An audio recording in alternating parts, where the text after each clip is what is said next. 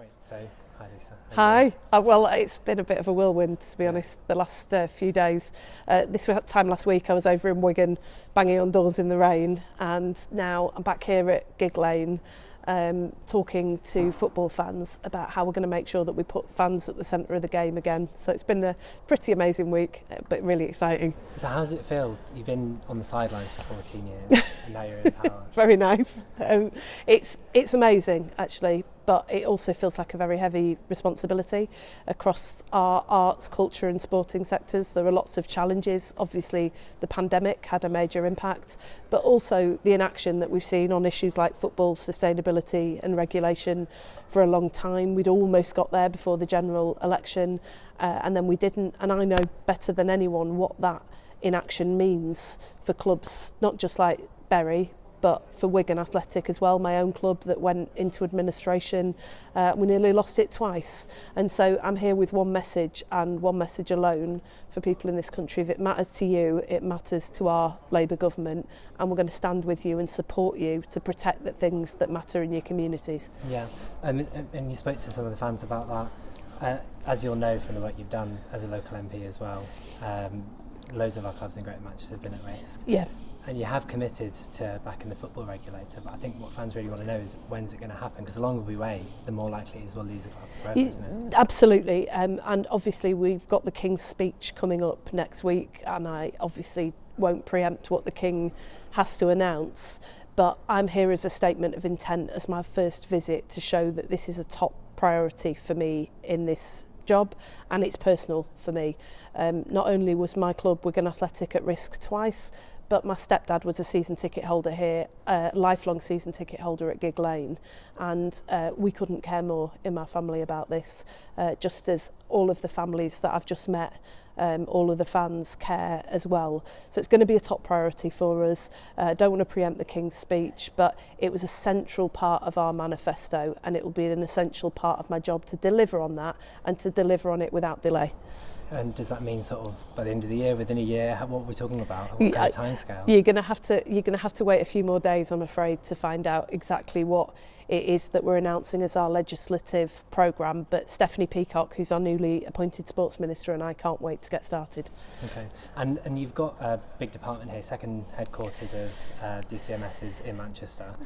Does that mean you're going to spend more time here as a Secretary of State? Very much so. And in fact, I had the great privilege of addressing the staff in London with the Manchester staff beaming down the line, and I looked over onto the screen and said to them all, it makes me feel homesick, especially the rain falling outside the window. But they are an essential part of what we're trying to do, because the mission of our department is to put people back at the centre of their own story again. For too long, too many people in many parts of the UK have not seen their lives, their families or their communities reflected in the story that we tell ourselves as a nation about ourselves.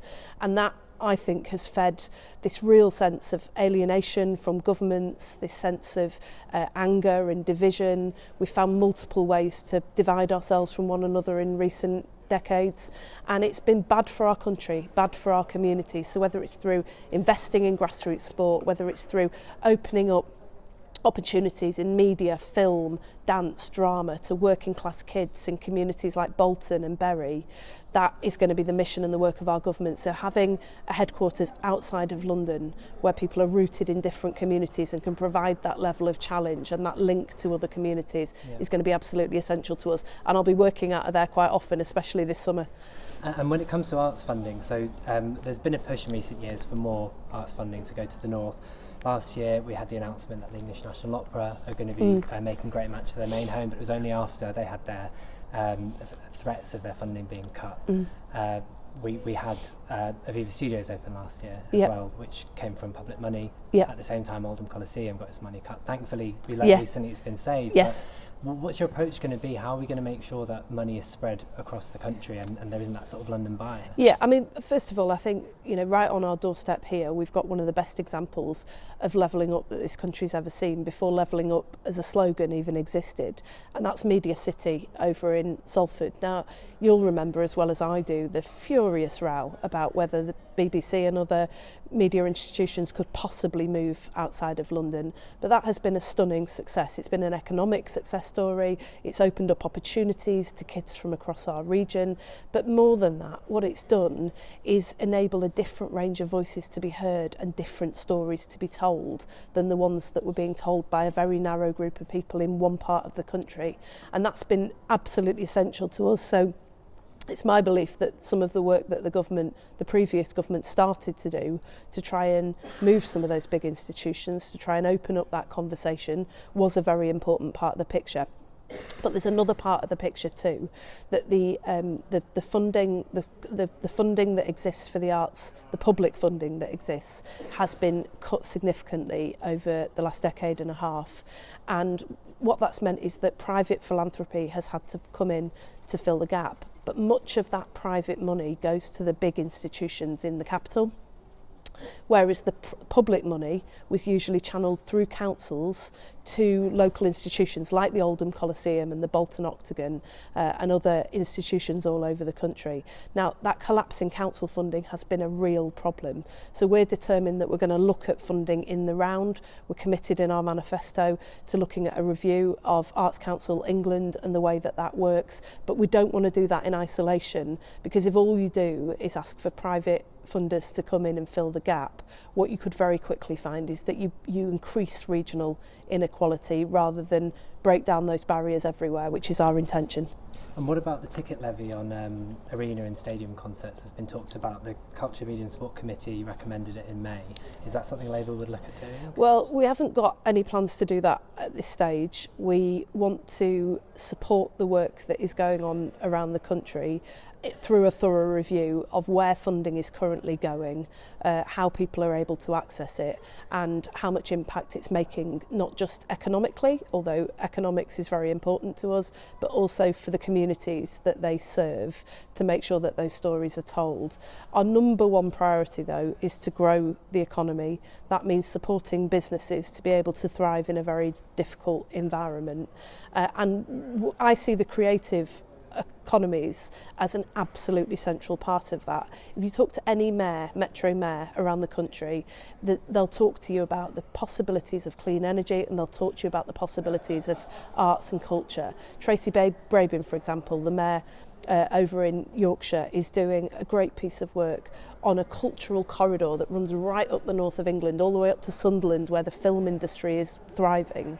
These are the things that we want to put up front and centre as part of our priorities, because if we can create those good jobs in parts of the country, they're not just jobs, they're high-wage jobs that enable more people to participate in our national story. So that's the emphasis. I suppose it's a much bigger ambition than just looking at individual measures. We want to make sure that we're supporting creative industries and business to thrive in every part of the UK. Yeah.